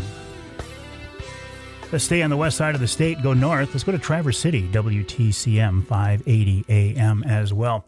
I hear from a lot of listeners on WTCM. I appreciate that so very much. This segment of Outdoor Magazine brought to you by Reader Landscaping. And you know what the folks at Reader are doing right now? They're plowing snow. They're plowing snow. They're not working on much else right now other than plowing snow. Maybe some holiday containers. But it's not too early to start thinking about next spring's project. Keep the folks from Reader in mind. They've been doing this for 60 years. They do a great job. Check them out online at readerlandscaping.com. That's readerlandscaping.com. They've done a lot of work for me over the years, and they always do just a wonderful job. We're talking now about predator hunting in Michigan with Matt Schalk. You can find Matt online at Last Call Predator Hunting. He's also on YouTube as Coyote Matt Schalk on YouTube. And Matt, I've seen some of your videos on YouTube. The way you document these hunts through your scope, it's pretty cool. Yes, Mike, it's really neat. Some of this, this equipment we use, this, to be able to capture these moments. It's pretty awesome. Before the break, you said, hey, one of the things to keep in mind is have some hand calls and learn how to use them. Well, that makes me think that most of your hunting is actually done with the electronic calls, right? Yes, it is. Actually, I would say 90% of my calling now is done with electronic calls for just the ease of sounds and keeping my hands warm and not having them out in the cold, running a hand call. But hand calls are a really good tool to have. They allow you to make sounds and set yourself apart from other people that may be hunting in the same area you are. Do you also put a decoy out? I do not run decoys at night. I only use a decoy during bobcat season or during some daytime hunts, usually during peak breeding season. So how is bobcat hunting different from coyote hunting?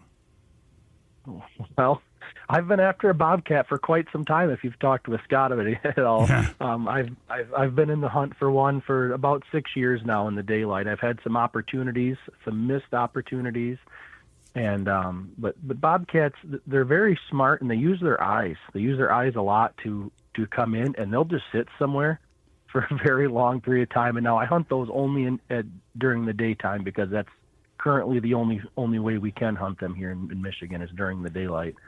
But I have seen them at night too. And I'm not a predator hunter, but I think, okay, a bobcat is going to act like a cat and a coyote's going to act like a dog. It's a canine versus a feline. So they're going to be, literally completely a different critter. Yes. Yeah. The cats from the ones that I've called in have come into totally different sets of sounds than the coyotes that I've called in. It takes a lot more patience for a bobcat. I'm really trying to learn that patience because I've been in a lot of opportunities where I've been able to call one in, and then I'll stand up because I don't see it. And the minute I stand up or I try to resituate, I'll see it running away. Speaking of patience, how long do you give a set when you're hunting coyotes before you say, look, let's move? I'm usually in one spot anywhere from 35 to 45 minutes. And then I move on. So it's kind of nice. It's not like deer hunting where you just go sit in a blind in a field and you're there for hours. It's nice because it keeps the night going. And in any given night when I'm out, I'll usually make somewhere of 7 to 10 sets, which is fills my night pretty full with coyote hunting. Yeah. And when you make a move, is it just a couple hundred yards or is it a different property? It's usually a different property. I mean, if I'm in a field where coyotes are howling and they're not responding, they're not coming into me, I'll generally pick up my call and I'll break that distance from where I believe they are. And that works very, very well. I've had really good success with that, just picking up my stuff and moving. If they're 300-400 yards away from me, breaking that distance in half at 200 yards and setting up and playing a different sound. It seems to trigger them. Will you only hunt in areas where you can get a response, a howl or a bark, or will you hunt in the blind? Not in a hunting blind, but in the blind without hearing a call. Yeah, I've done both, and I usually the spots I hunt, I try to keep tabs on by hunting them, knowing where predators are in the area from previous hunts. But I've done both. I prefer to hunt vocal coyotes because to me it's kind of like a challenge of who's mouthier, running the call, and that seems to be like almost kind of like the turkey side of it, turkey hunting where you're kind of fighting back and forth with vocals to get them to come in. That's exactly what I was thinking about in my mind. To me, turkey hunting, when you got a vocal bird you can banter back and forth with, is more fun. And I'm thinking coyote hunting is probably the same way. It's very similar, yes. Here's a question I was asking our wolf guide from White River, Ontario, in the second hour. When you get an animal to come in, they're hunting over bait. In your case, you're calling them in. Do they come in as a single, or do they come in as a pack or as a group? Well, I've had multiples come in on set. I think the most I've ever had come in at one time on a set was, I believe we had 6 or 7 coyotes come in at one time when we were hunting down in the southwest corner of the state. Wow. During one of Michigan's coyote hunting tournaments. We were able to get, I think we got 3 of those out of that field. But, this was before suppressors, so that they were, once they hear a gunshot, they spook pretty quickly, and that suppressor really helps us get a follow-up shot on these animals. I love the suppressor on my 350 Legend. It's for one thing saving what hearing I have left, but I like the idea of being out there, and you're not stealthy, but there's not the big boom that you'd get from an unsuppressed .6 or something like this. I think they're a great tool. Speaking of tools, tell me about your rig, your setup, your gun, your optics. Okay, well, I have a couple different setups currently, but the main gun that I use to guide with is a Ruger American Predator and a 6.5 Creedmoor. It's a bolt action rifle. It's suppressed. It's in a chassis, and it's running a Matrix 640 core thermal scope from Predator Hunter Outdoors right here out of Michigan. Yeah, and that scope is very awesome. It has an app that allows me to link it to my phone. So when somebody else is looking through this gun when they're on a hunt, I can see exactly where their crosshairs are. So I know, because we see, when we go out in the field, we see other animals, and identification when you're night hunting needs to be everybody's number one goal when they're night hunting. If you cannot identify the animal, you cannot shoot, period. Let's talk more. By doing this, let's talk more about that. I don't want to let that go without following up on that. When you're looking at a thermal image, you're looking at a heat signature of the animal. So does a coyote look like a deer, look like a whatever to an untrained eye? And to the untrained eye, at a farther distance, it'll be hard for you to judge these animals if you don't have a lot of time in the thermal scope. So I always recommend to people that are getting into night hunting to start off with a night vision scope, because the night vision scope gives you a black and white view of what you're actually seeing, and it's so you can identify what you're on target. Thermal takes a little bit to get used to, but the top tier thermals are just amazing, Mike. The detail, the quality is it's just amazing. I have looked through Scott's thermal scope just to see what it looks like, and it's amazing what you can see. It's amazing the critters you see, even the little like mice and stuff in a field. It's a really cool experience. Yes, it is. It really is. Not cheap, I would imagine. I mean, you start talking some of the tools that you guys are using, but you know what? Listen, you go out and buy a walleye boat. It's not cheap. So if you're if you're committed to something, you're going to spend some money. Absolutely, yeah. That's it's my hobby. It's been my hobby for quite a long time now, and so that's where I choose to spend the money and the optics and that stuff. And it's cool to introduce it to other people too. I love the fact that you have this passion for introducing people to what you love. I mean, that's how we keep our outdoor lifestyle alive, is by introducing other people, new people to the activity, to the sport, to the lifestyle. Right. Yeah. My kids are all involved in predator hunting with me when we get the opportunities outside of sports and school activities. But I mean, it's really cool. I've taken people out, like I took Nick Grillo out on a hunt, and he loved it, and he's been all over. He's been all over hunting, and he thought this was just some of the coolest stuff he had ever done. And if I remember right, I think Nick got that hunt with you from our Trinity event a couple of years ago. And he did, Yeah, yes. yeah. And there's been quite a few people I've taken out from that event, which that event is just very awesome, and we are proud to offer a hunt every year for you guys, and we'll be doing the same thing again this year. Oh, thank you, Matt. I didn't bring that up with that intent, but that's very generous, and we will take you up on that, and we'll talk more about that. Yes, that's wonderful. And you're right. Nick has been everywhere. He's done everything. That guy loves the outdoors. Yes, he does. Let's go back to your hunts now. Are they one-on-one, or will you take multiple hunters? So the most I'll take at a time is two people. I have two complete setups that I like to take out that are thermal suppressed rifles. And anything more than that, it gets kind of hard to set up, and the less noise we make, the better off we are. And so I prefer to do. I prefer the one-on-one because I get a little more opportunity to showcase gear and things like that. But I'll take groups of two at a time. How has this early winter weather setting in affected your hunting? Well, I'm going to have to bring a snow shovel when I start going back out to hunt, just in case I get stuck. Yeah.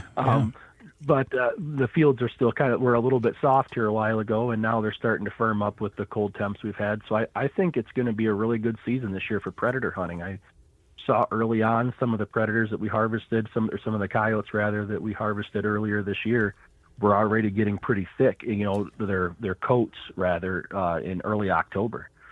So I think we're in for a good winter, and I think we're in for a really good fur season. Excellent. Matt Schalk, appreciate your time. Last Call Predator Hunting online and on YouTube, Coyote Matt Schalk. Matt, keep up the good work. And thanks for the early donation of the Predator Hunt for our Trinity Monitor event. You and I will talk more about that, but you're a good man, and I appreciate that, Matt. Thank you, Mike. Have a good day. You as well. Matt Schalk, Last Call Predator Hunting. Just do a search for Matt Schalk, Last Call Predator Hunting, or go to YouTube, Coyote Matt Schalk. That's Coyote Matt Schalk, or if you prefer, Coyote Matt Schalk. I'm going to save the syllable and just call it Coyote. We'll take a break here in the Outdoor Magazine show. When we come back, a few more things to talk about, and then we'll wrap it all up with wild game chef extraordinaire Dixie Dave Minar. This time, Dave says, look, he's in the middle of a catering event, so he says, let's not do a recipe, let's just shoot the breeze. I'll shoot the breeze with Dixie Dave anytime. Coming up here on Outdoor Magazine.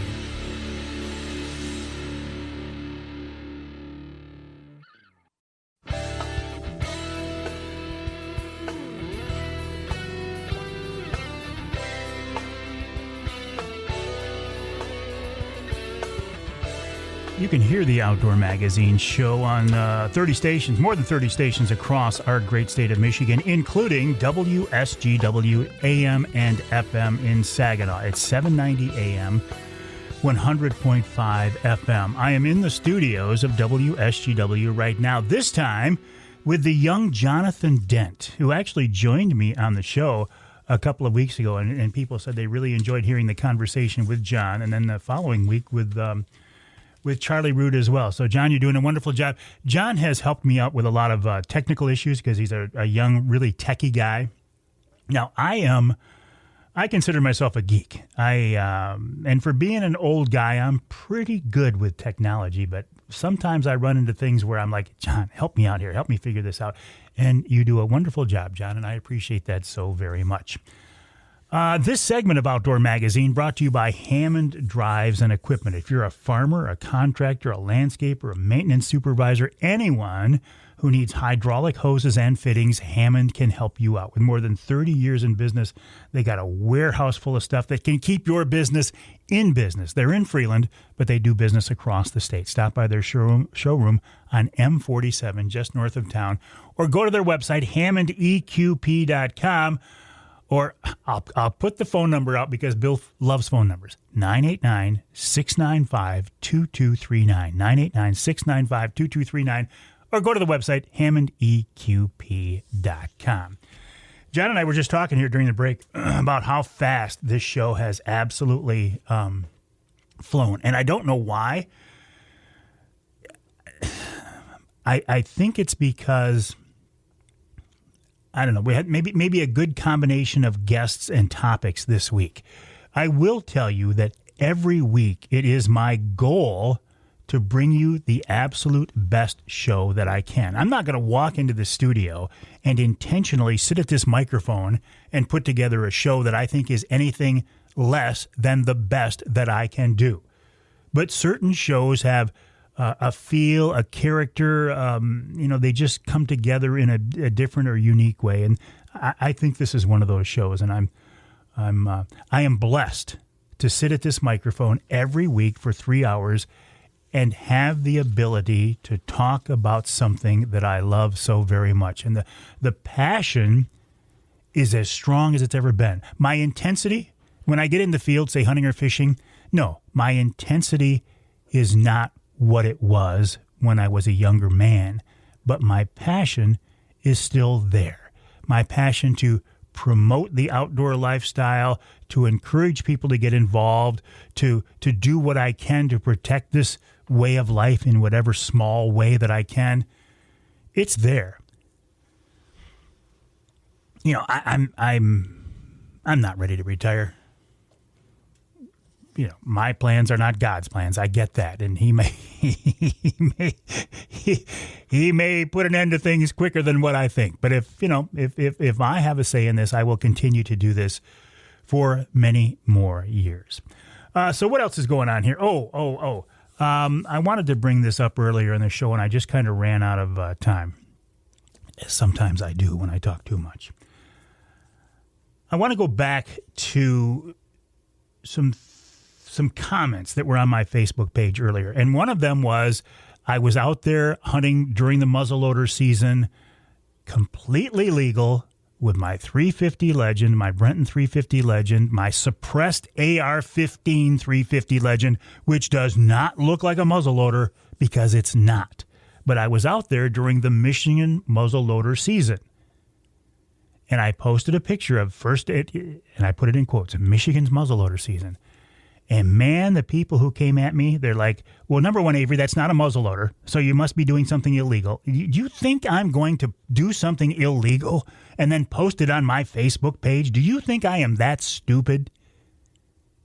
I'd like to think I'm not that stupid. Do I make mistakes? Do I do dumb things? Absolutely. But am I going to go out and break a game law and post it on my page?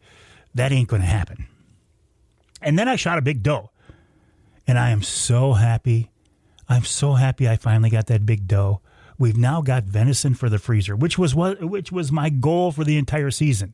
That and getting out there for the firearm season with my family. That's what I enjoy. That's what I cherish. That's what I look forward to. The harvest is just secondary, but it sure is nice now to have some venison for the freezer. And my buddy, Scott Gatza, allowed me to come and hunt at his property. Scott, you've been so very generous. I appreciate that so much. And to have the opportunity to hunt over his food plot and see what that was like, to have a food plot that came in, really well. He had radishes on one side, turnips on the other. And man, those deer just came in there and they were tearing that stuff up and pawing at it. That's going to be our goal for next year, to get some food plots like that on our lease property. So we're going to work with Rich Grazan of Killer Foods, Food Plots. We're going to make that happen. So my point here is the negative comments online. I got comments for shooting a doe. I got comments for shooting a doe during the muzzleloader season with a legal AR-15. Man, I'm not even worried about the anti-hunters anymore. I'm not. We can see those people. We know who they are. We know where they're coming at us from. They're not the biggest threat to hunting today.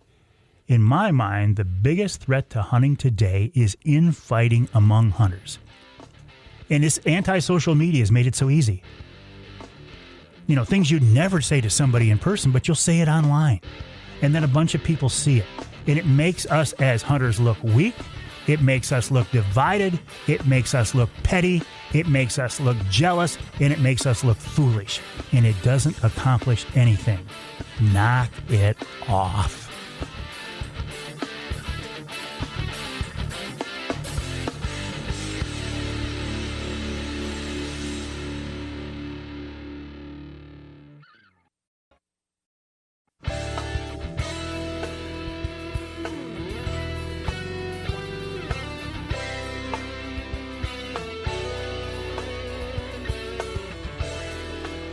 Welcome back to Outdoor Magazine. My name is Mike Avery.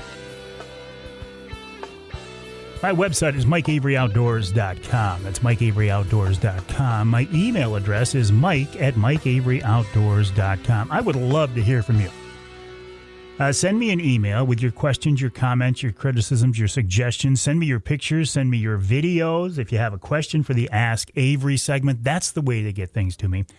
Mike@MikeAveryOutdoors.com. Every day I have people reach out to me on the social media messaging platforms. And if I see those, the response is please email me at Mike@MikeAveryOutdoors.com. I used to be able to directly share pictures from, say, Facebook messaging. It was an easy couple of clicks to share those on the Facebook page.